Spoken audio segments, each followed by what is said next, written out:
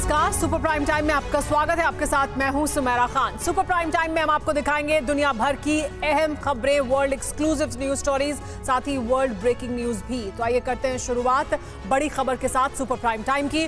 रूस यूक्रेन की जंग अब तक सिर्फ हमले और जवाबी कार्रवाई तक ही सीमित है। दूसरी तरफ कूटनीतिक बिसात बिछाकर जंग नेटो बनाम रूस भी बनाने की कोशिश हो रही है। लेकिन इन सबसे बीच जो चौंकाने वाली जानकारी है वो ये कि जंग के अंत के लिए नए ऑपरेशन की शुरुआत हो गई है, जो शुरू होने जा रहा है 30 अप्रैल से। और ये सब हो रहा है रूस की उस रणनीति के तहत जिसमें क्रीमिया को जंग का केंद्र बनाकर नेटो कंट्रीज में तबाही मचाने की तैयारी है। आखिर क्या है ऑपरेशन 30 अप्रैल और कैसे बिछाई गई जंग की नई बिसात, देखिए इस रिपोर्ट में। 78 साल बाद नई शुरुआत। 30 अप्रैल 2023 शुरू होगा विनाश। अपने विशाल साम्राज्य का निर्माण करने के बाद फिर अस्तित्व को खोना, लेकिन अपनी ताकत की दहशत कायम रख पाना अगर दुनिया में कोई देश कर सकता है तो वो रूस है। इस देश के करीब 8 दशक का इतिहास बताता है कि भले ही यहाँ सत्ता बदली हो, लेकिन कभी भी किसी शासक ने अपने देश के अभिमान से समझौता नहीं किया। प्रेसिडेंट पुतिन भी यही कर रहे हैं। इसलिए अतीत की उसी तारीख को पुतिन ने अपने अंतिम ऑपरेशन के लिए चुना है, जो रूस के विश्व विजयी होने की गवाही देती है। तारीख 30 अप्रैल, हिटलर की मौत का दिन। सेकेंड वर्ल्ड वॉर के सबसे बड़े विलेन हिटलर की मौत ने रूस को जंग का विजेता घोषित किया था। इसीलिए प्रेसिडेंट पुतिन ने इसी तारीख का इतिहास मजबूत करने के लिए अपने विनाशक ऑपरेशन के लिए चुनाव किया है। लेकिन आपको जानकर हैरानी होगी कि इस अंतिम ऑपरेशन की तैयारी डिफेंसिव मोड में की गई है और ऑफेंसिव कोई होगा तो वो यूक्रेन होगा। आपने बिल्कुल सही सुना है। जमीनी स्तर पर रूस की वो रणनीति बेहतर तरीके से कारगर नजर आ रही है, जिसे लास्ट ऑपरेशन के लिए एग्जीक्यूट किया गया है। इसके प्रमाण भी हम आपको दिखाएंगे, लेकिन पहले रूस की रणनीति का वो हिस्सा समझ लीजिए जिसने 30 अप्रैल की ऐतिहासिक तारीख को भविष्य के इतिहास में दोबारा दर्ज होने का मौका दिया है। रूस यूक्रेन के अंतिम जंग का केंद्र क्रीमिया ही होगा और इसे केंद्र बनाया है खुद रूस ने। क्रीमिया की उत्तरी सीमा पर यूक्रेनी फोर्स को जुटने का मौका भी दिया है खुद रूस ने, ताकि उत्तरी सीमा से नेटो के सहारे हमला हो और रूस दक्षिणी सीमा से क्रीमिया में जुटाए गए विध्वंसक हथियार का इस्तेमाल करके जंग को निर्णायक मोड़ पर ले आए। हालांकि रूस ने इस तैयारी के तहत शुरुआती दौर में हमले रोकने के लिए डिफेंस सिस्टम भी क्रीमिया में तैनात कर दिए हैं, लेकिन ये सिर्फ शुरुआती एक्शन होगा, जिसे रूस के खिलाफ छेड़े गए नेटो के युद्ध के रूप में दर्ज किया जाएगा और जवाबी कार्रवाई में रूस न्यूक्लियर हथियार इस्तेमाल करने के लिए स्वतंत्र होगा।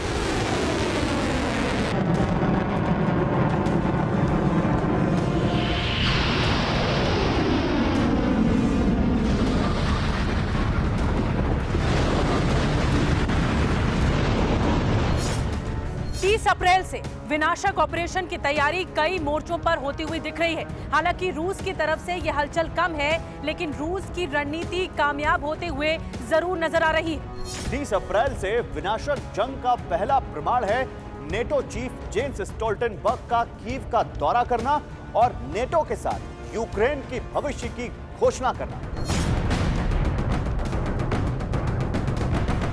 नेटो का सदस्य न होकर भी यूक्रेन इस समय नेटो से वो तमाम सुविधाएं हासिल कर रहा है जो जंग के दौरान नेटो मेंबर्स अपने सहयोगी को देते हैं, और जो कमी बाकी थी उसे पूरा किया है जेन्स स्टोल्टनबर्ग ने कीव पहुंचकर।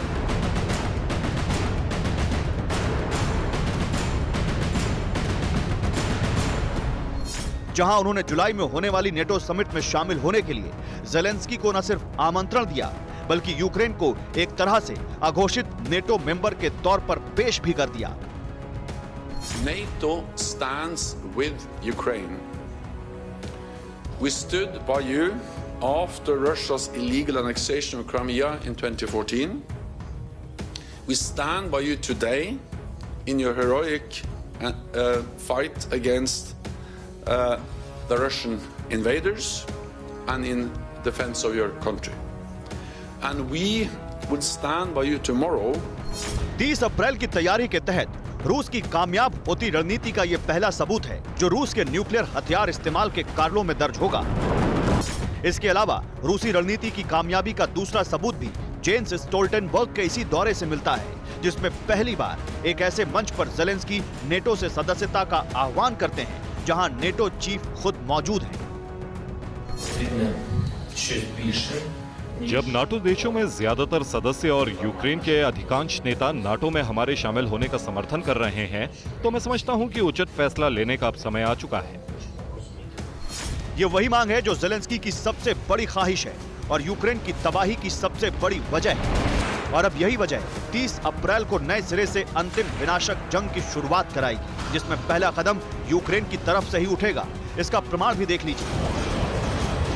नेटो की मदद से यूक्रेन को भारी हथियार मिल गए हैं। लंबी दूरी तक हमला करने वाले हथियार भी यूक्रेन को दिए गए हैं। नेटो सदस्यों से मिले हथियार यूक्रेन ने क्रीमिया की सीमा पर तैनात किए हैं। वहीं ज़ेलेंस्की ने नेटो से जल्द सदस्यता देने की मांग कर दी है।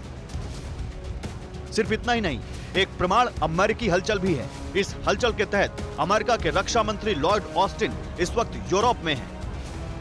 We will continue to work closely and respectfully with our deeply valued allies and partners. As I've discussed this issue with our allies and partners, I've been struck by your solidarity and your commitment to reject efforts to divide us. And we will not let anything fracture our unity. यानी अमेरिकी रक्षा मंत्री अपने alliance के साथ रूस के खिलाफ action की तैयारी में जुट गए हैं, जो ऑफेंसिव रणनीति अपनाए जाने का मजबूत संकेत है। इसके अलावा भी कुछ और संकेत 30 अप्रैल से जुड़े मिल चुके हैं।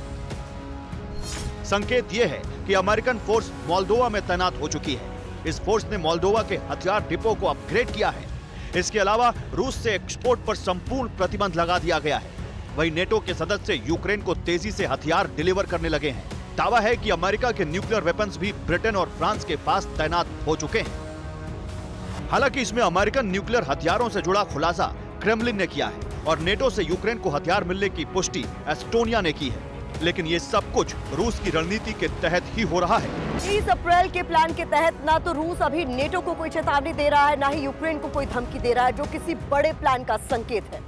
हालांकि प्रेसिडेंट पुतिन क्रीमिया पर हमला, रूस के खिलाफ युद्ध मानने का ऐलान पहले ही कर चुके हैं और वो न्यूक्लियर हथियारों का इस्तेमाल करने से भी परहेज नहीं करेंगे। यानी रूस की खामोशी दिखावटी है। डिफेंसिव स्ट्रैटेजी की आड़ में विनाशकारी ऑफेंस असली रणनीति है। इसके प्रमाण भी देखिए। सेवास्तोपोल में 9 मई को विक्ट्री डे परेड नहीं होगी। इसके अलावा ट्रांसनिस्ट्रिया की परेड पर भी अभी कुछ नहीं कहा गया है। हालांकि डोनबास रीजन के कुछ इलाकों में विक्ट्री डे परेड हो सकती है।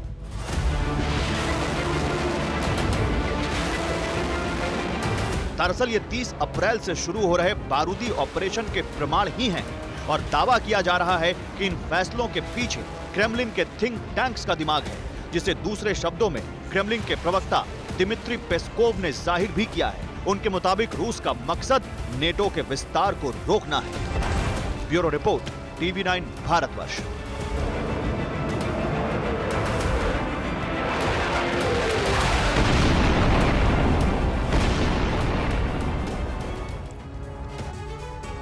वॉर जोन में रूस यूक्रेन के बीच भीषण जंग जारी है। रूसी T-90 टैंक पर यूक्रेन की आर्मी ने हमला बोला है। हमले के बाद दिखा जबरदस्त ब्लास्ट। यूक्रेनी सेना ने जावलिन से रूसी टैंक को तबाह कर दिया।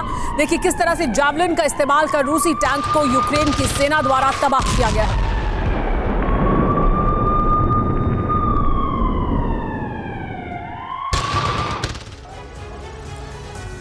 पुतिन अमेरिका और नेटो को सबक सिखाने के लिए एक साथ कई जगहों पर धमाका करने जा रहे हैं।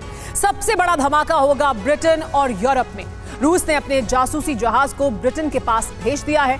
पुतिन का स्पाई वॉरशिप ब्रिटिश आर्मी के बारे में अहम जानकारी जुटा रहा है। अब पुतिन किसी भी वक्त ब्रिटेन विध्वंस का बटन दबा सकते हैं। यह ऐलान किसी और ने नहीं बल्कि खुद ब्रिटेन ने किया है। सवाल यही है कि अगर पुतिन ने ब्रिटेन पर हमला किया तो क्या होगा? क्या तीसरा विश्व विनाश बहुत ही निकट है?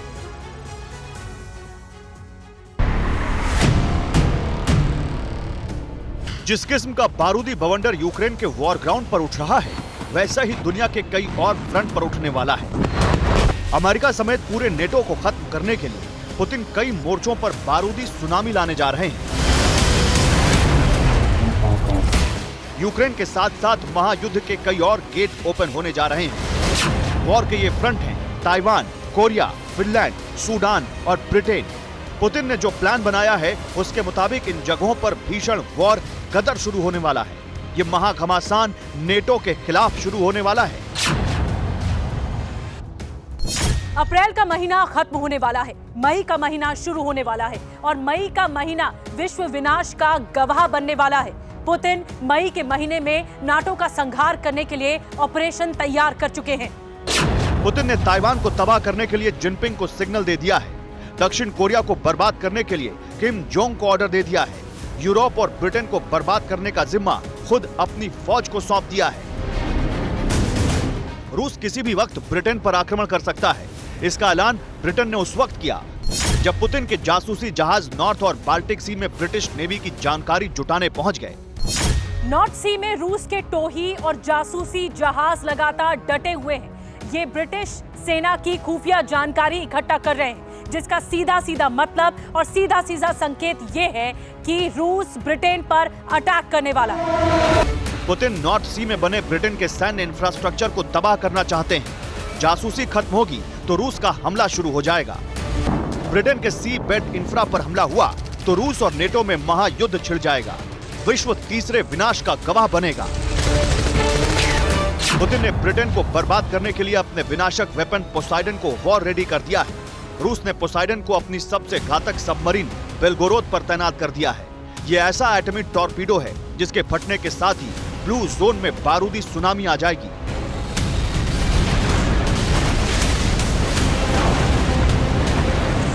पुतिन के पोसाइडन फटेंगे तो समंदर थर्रा जाएगा, जमीन में जलजला आ जाएगा। इसके एक धमाके से दुनिया कैसे दहल जाएगी ये भी समझिए। Poseidon torpedo unmanned under water drone है। ये अपने साथ 2 मेगाटन के परमाणु हथियार ले जाने में सक्षम है। एक पोसाइडन टॉर्पीडो करीब 80 फीट का होता है। पुतिन बेलगोरोद सबमरीन में ऐसे 6 पोसाइडन टॉर्पीडो लगाने जा रहे हैं और इनमें 100 मेगाटन न्यूक्लियर पेलोड भरा होगा।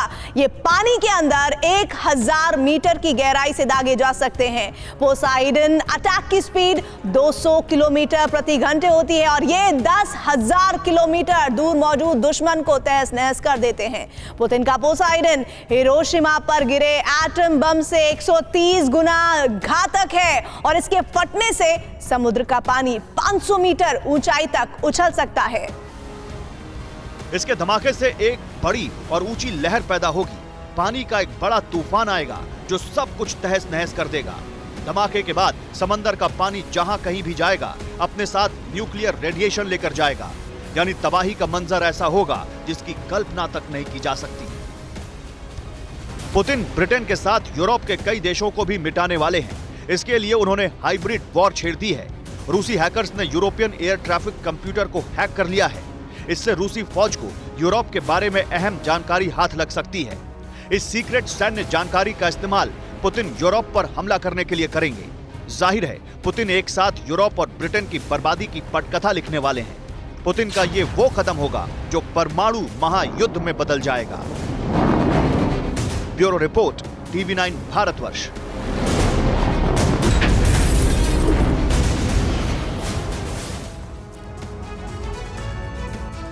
इस वक्त की बड़ी खबर, यूक्रेन का रूस पर एक और बड़ा हमला। गोला बारूद से भरा रूसी सेना का ट्रक उड़ा दिया गया। यूक्रेनी हमले में रूसी ट्रक तबाह हो गया है। ट्रक में गोला बारूद होने की वजह से जबरदस्त धमाका हुआ जिसका धुआं दूर तक उठता हुआ दिखाई दिया।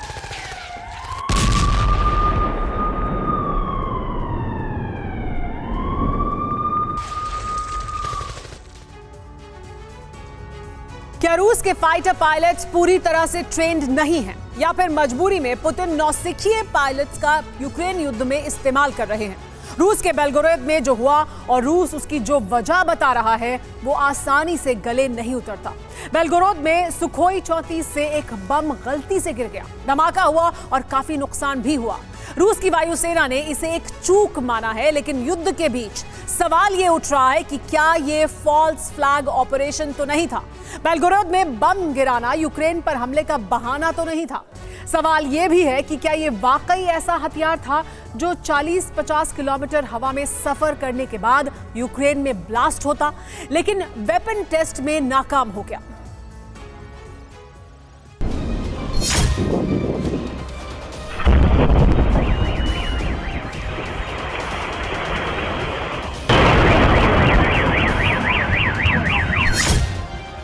जिसने गलती की वो कोई बहुत पुराना और रिटायर हो जाने लायक फाइटर जेट नहीं,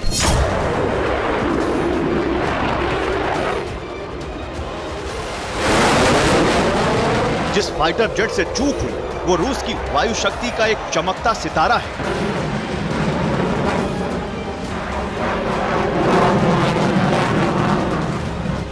सुखोई 34 सुपरसोनिक फाइटर जेट की तरह लड़ भी सकता है और बॉम्बर की तरह कहर भी बरपा सकता है।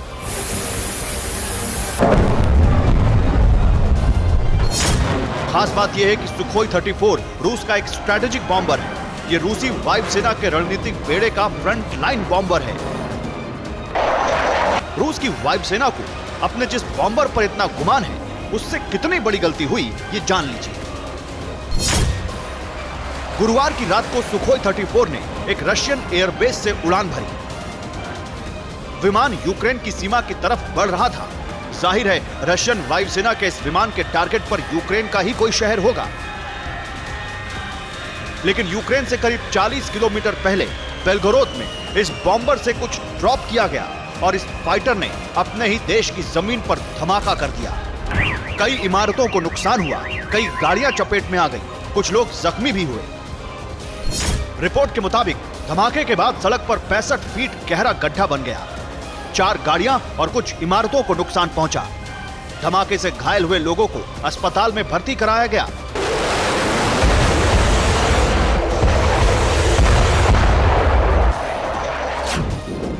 धमाका रात के करीब 1 बजे हुआ। बेलगोरोद शहर के ज्यादातर लोग सो रहे थे और धमाके वाली जगह पर बहुत कम गाड़ियां थीं। धमाके से शहर में दहशत मच गई। गवर्नर ने फौरन इमरजेंसी का ऐलान कर दिया। राहत और बचाव के लिए कई टीमों को मौके पर रवाना किया गया। शुक्र है कि बम किसी इमारत पर नहीं गिरा। सड़क पर बम की वजह से 65 फीट गहरा गड्ढा बन गया। इस गड्ढे से धमाके की इंटेंसिटी का अंदाजा लगाया जा सकता है। रूस की वायुसेना के मुताबिक बम इजेक्ट करने वाला फाइटर सुखोई 34 था।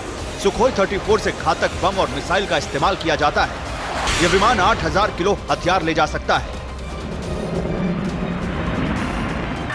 सुखोई 34 KAB 500L या KAB 500KR या KAB 1500L/KR बम से हमला करता है।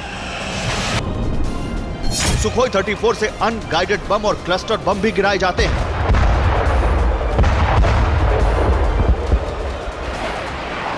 अब सवाल है कि आखिर इतनी बड़ी गलती क्यों हुई? किसी भी फाइटर जेट से कोई भी मिसाइल या बम पायलट ही फायर करता है। अब कयास लगाए जा रहे हैं कि पायलट से दूरी तय करने में गलती हुई। बेलगोरोद से यूक्रेन की दूरी सिर्फ 40 किलोमीटर है। बेलगोरोद से यूक्रेन का खार्किव सबसे नजदीकी एरिया है। यूक्रेन की तरफ उड़ान भरने वाले तमाम फाइटर्स बेलगोरोद के ऊपर से ही गुजरते हैं।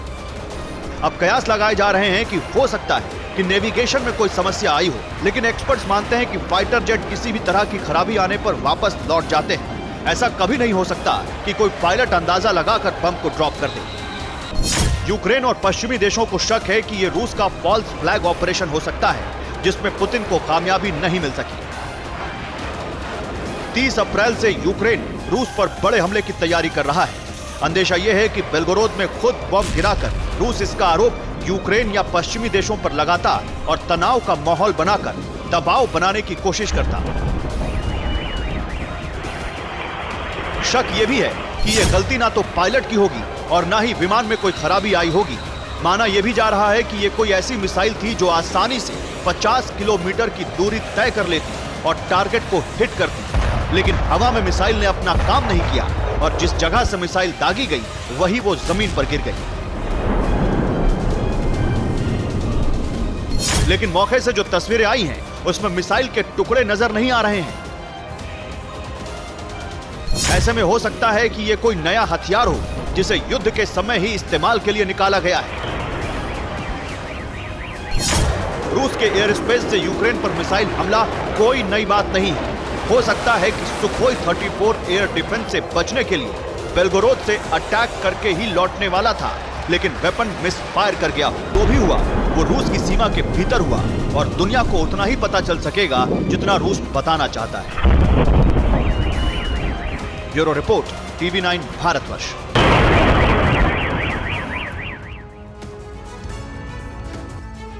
यूक्रेन की मदद के लिए 30 से ज्यादा देश हथियारों की सप्लाई कर रहे हैं, लेकिन रूस अकेले अपने दम पर युद्ध लड़ रहा है। पुतिन ने यूक्रेन की वेपन सप्लाई से निपटने के लिए ओल्ड इज गोल्ड फॉर्मूला अपना लिया है। रूस हथियारों के सबसे बड़े निर्यातकों में से एक है। उसके पास पुराने हथियारों का बड़ा जखीरा मौजूद है। अब रूस ने अपने पुराने हथियारों का इस्तेमाल करना शुरू कर दिया है। पुतिन की सेना ने 1980 में रिटायर हो चुके टैंकों को युद्ध में उतार दिया है और एक पुरानी मिसाइल का प्रोडक्शन भी तेज कर दिया गया है। रूस ने एक खास रणनीति के तहत यह कदम उठाया है। देखिए क्या है पुतिन का plan old is gold. Putin ने 360 डिग्री बदल दी युद्ध की रणनीति। तकनीक के मुकाबले पुतिन का नंबर गेम। अब नहीं बचेंगे यूक्रेन को मिले लेपर्ड और चैलेंजर टैंक। रणभूमि में पुराने टैंकों का नया अवतार। बाखमुत अवदिव्का जैसी जंग में टैंकों की सबसे अहम भूमिका रही है। इस जंग में रूस ने बाजी जीती तो टैंक बटालियन और इन्फेंट्री की बदौलत। रूस के टैंकों का पराक्रम देखकर यूक्रेन को चैलेंजर और लेपर्ड टैंक दिए गए। पुतिन ने इन टैंकों से निपटने के लिए नई रणनीति पर अमल करते हुए युद्ध में पुराने टैंक उतार दिए हैं। ये हैं रूस के T-54s और T-55s। पुतिन ने इन पुराने टैंकों को युद्ध में उतार दिया है। रूस के ये पुराने टैंक एक ट्रेन पर लोड करके युद्ध भूमि तक पहुंचाए जा रहे हैं। इस ट्रेन पर ये पुराने टैंक लादे गए हैं, जिसका वीडियो रूस से लीक हुआ है। ट्रेन पर लदे ये टैंक रणभूमि में पहुंच चुके हैं। अब रूस के इन पुराने टैंकों को यूक्रेन के नए टैंकों के सामने उतारा जा रहा है। रूस ने T-54s, T-55s टैंकों का प्रोडक्शन 1940 में शुरू किया था। 80 के दशक तक ये टैंक एडवांस वेपन थे। 1980 में रूस ने इन टैंकों को रिटायर कर दिया। सवाल यह है कि आखिर रूस पुराने टैंक युद्ध में उतार क्यों रहा है? क्या पुराने टैंक लेपर्ड और चैलेंजर जैसे मॉडर्न और घातक टैंकों का सामना कर पाएंगे? 80 साल पुराने इन टैंकों को खास रणनीति के तहत युद्ध के मैदान में पहुंचाया गया है।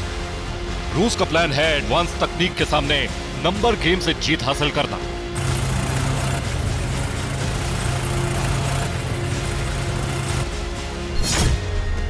रूस के पास कई हजार T-54s, T-55s टैंक हैं। ये रिटायर हो चुके टैंक हथियार डिपो में खड़े हुए थे। टैंक अभी भी जंग लड़ने की हालत में है। टैंकों में कुछ तकनीकी बदलाव कर इन्हें अपग्रेड किया गया है। एडवांस चैलेंजर और लेपर्ड टैंक के सामने पुराने टैंकों को उतारा गया है। यूक्रेन को ज्यादा बड़ी संख्या में एडवांस टैंक नहीं मिले हैं, यानी टैंकों की संख्या में रूस का पलड़ा भारी है। अगर पुराने टैंक तबाह भी होते हैं तो रूस को ज्यादा नुकसान नहीं होगा। यानी कबाड़ हो चुके हथियारों को जंग में उतारकर पुतिन अपने T-90 जैसे एडवांस टैंकों को बचा रहे हैं। खबर यह भी है कि पुराने टैंकों को जीते हुए उन इलाकों में तैनात किया जाएगा जहां जंग नहीं हो रही है और कब्जे वाले क्षेत्रों की निगरानी करनी है। पुतिन ने सिर्फ पुराने टैंकों का ही इस्तेमाल नहीं किया, बल्कि एक पुराने मिसाइल सिस्टम का प्रोडक्शन भी तेज कर दिया है। यह है रूस की KH-50 air launcher cruise missile. युद्ध में रूस ने यूक्रेन पर इस मिसाइल से सबसे ज्यादा हमले किए हैं।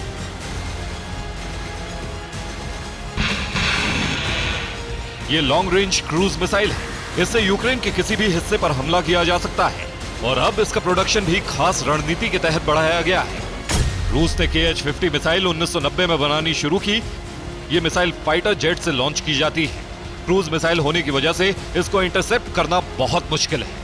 युद्ध में KH-50 के 90% से ज्यादा हमले सटीक और कामयाब रहे हैं। खास बात यह है कि इस मिसाइल के सभी कंपोनेंट रूस में बनते हैं, यानी विदेशों से चिप या कोई और पुर्जा आयात नहीं करना पड़ता। प्रतिबंधों के बाद हथियार बनाने के काम आने वाले कंपोनेंट रूस को नहीं मिल रहे हैं, इसीलिए पुतिन ने पूर्ण स्वदेशी मिसाइल का प्रोडक्शन तेज कर दिया है। पुतिन के ये दो पुराने और रिटायर हो चुके हथियार यूक्रेन युद्ध में बड़ा विध्वंस मचाने वाले हैं। Bureau report, TV9 Bharatvarsh.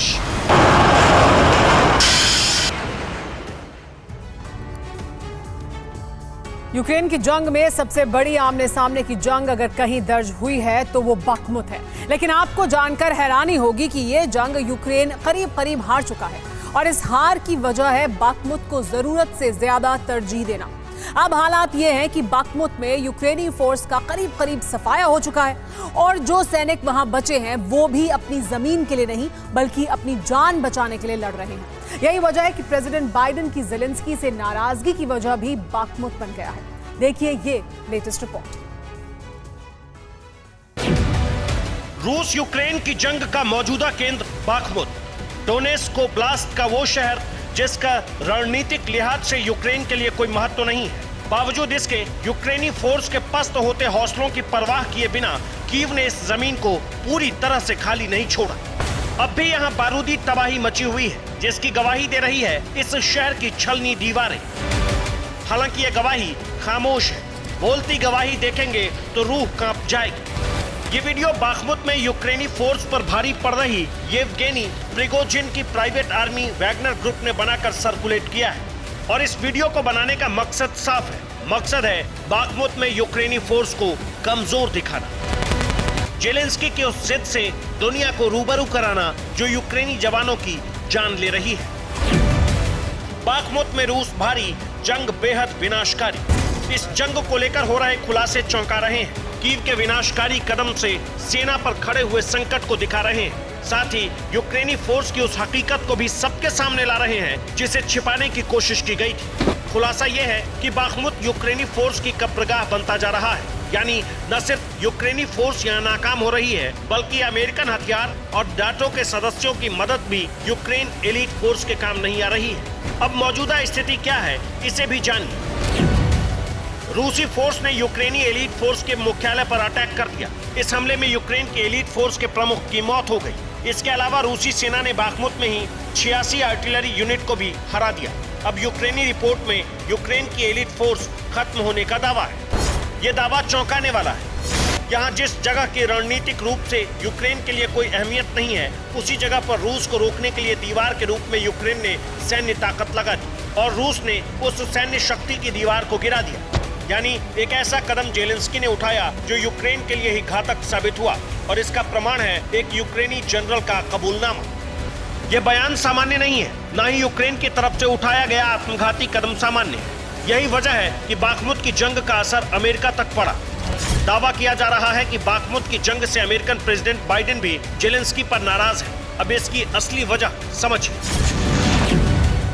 Bakhmut बचाना यूक्रेन की प्राथमिकता नहीं थी। डोनेस्क ओब्लास्ट की सीमा तक ही अमेरिका की जंग में रुचि थी। डोनेस्क के बाखमुत का जंग में कोई रणनीतिक फायदा नहीं, इसलिए अमेरिकन हथियार को बाखमुत में गंवाना बाइडेन को नागवार गुजरा। इसलिए अमेरिका ने बाखमुत की जंग को लेकर कीव से नाराजगी जताई, लेकिन अब भी इस नाराजगी का कीव पर असर होता नहीं दिख रहा। बंकरों में छिपे बचे खुचे यूक्रेनी सैनिक रूसी फोर्स पर अटैक कर रहे हैं और उनकी लोकेशन जैसे ही रूस को मिल रही है वैसे ही उन पर जवाबी हमला हो रहा है। Bureau report, TV9 Bharatvarsh.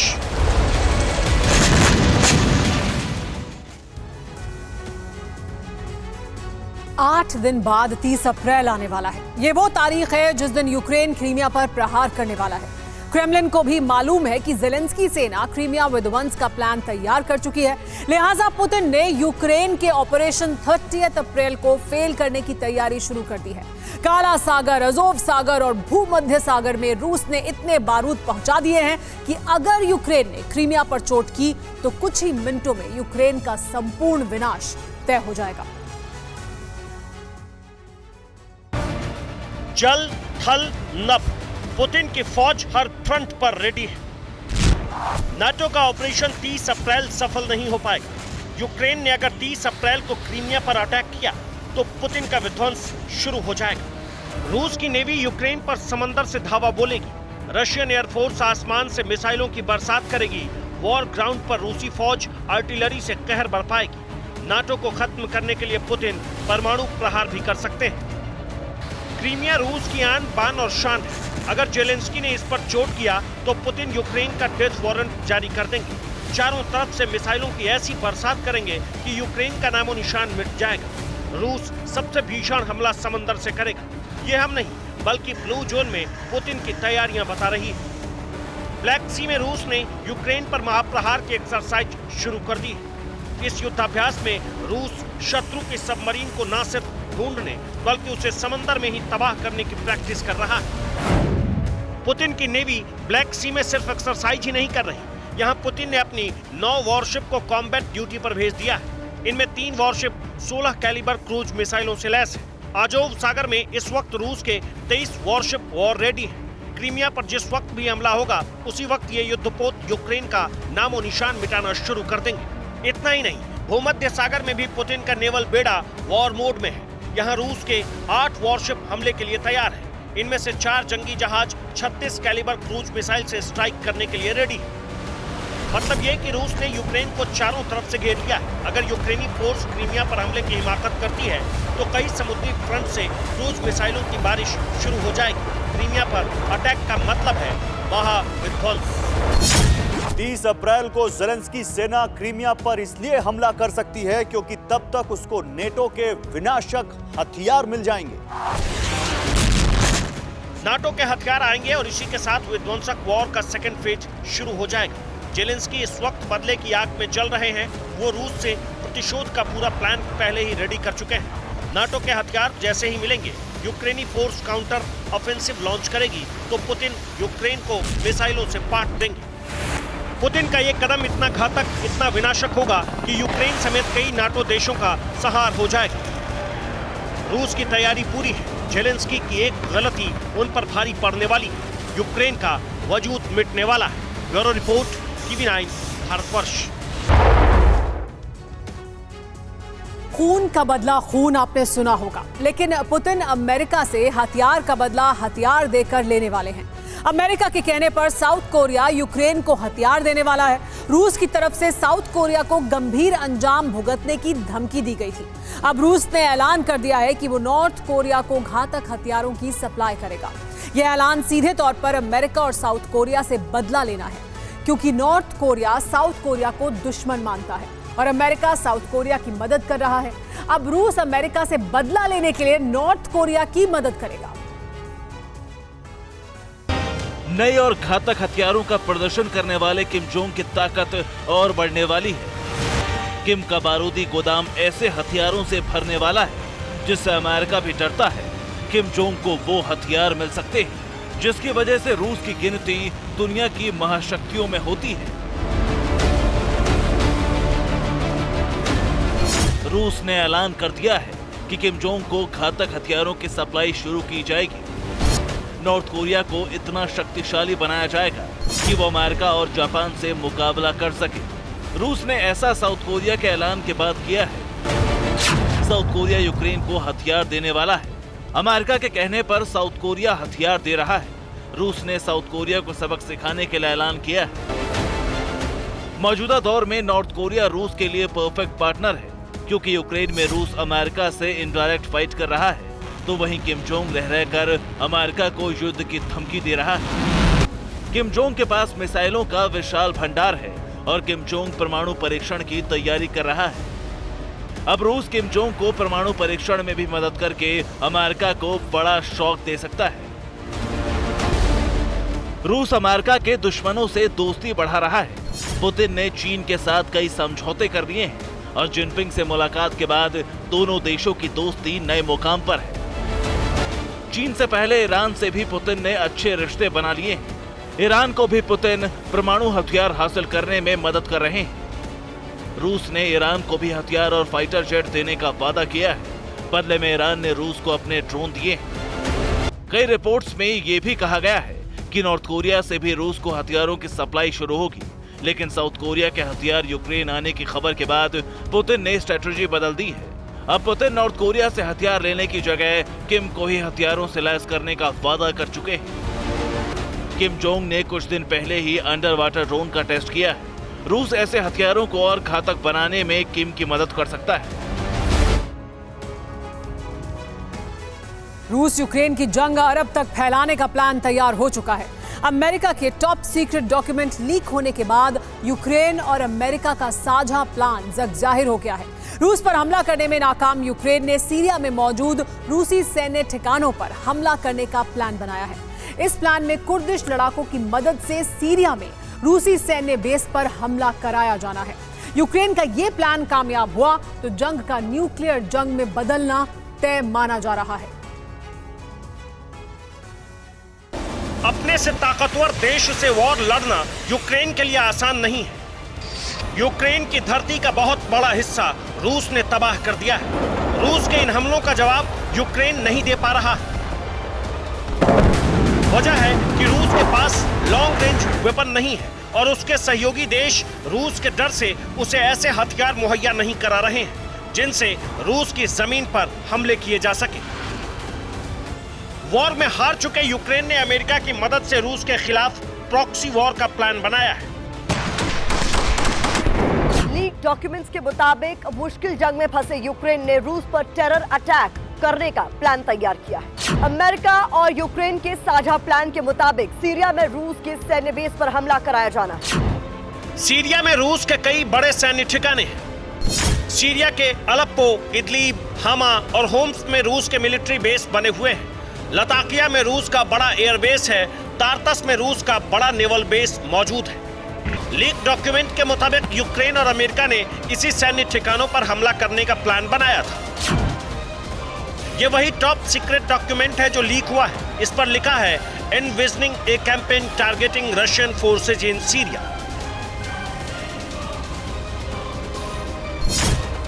इस डॉक्यूमेंट को नाम दिया गया है HCSP। इसमें लिखा है कि यूक्रेन रूस के इंटरनेशनल सैन्य ठिकानों को निशाना बनाए। सीरिया में रूस के सैन्य ठिकानों को निशाना बनाने का टारगेट रखा गया। ऑपरेशन को अंजाम देने के लिए कुर्दिश लड़ाकों को शामिल करने का प्लान रखा गया। कुर्दिश लड़ाकों को रकम देकर रूस पर हमला करने का प्लान बनाया गया है। 2015 से सीरिया में रूस की सेना मौजूद है और बशर अल असद सरकार के समर्थन में जंग लड़ रही है। यूक्रेन ने रूस के अहम सैन्य बेस को आतंकी हमले का शिकार बनाने का प्लान तैयार किया है। अगर सीरिया के रूसी सैन्य ठिकानों तक जंग की आग पहुंची तो पुतिन विनाश का चक्र शुरू कर सकते हैं। Bureau report, TV9, Bharatvarsh.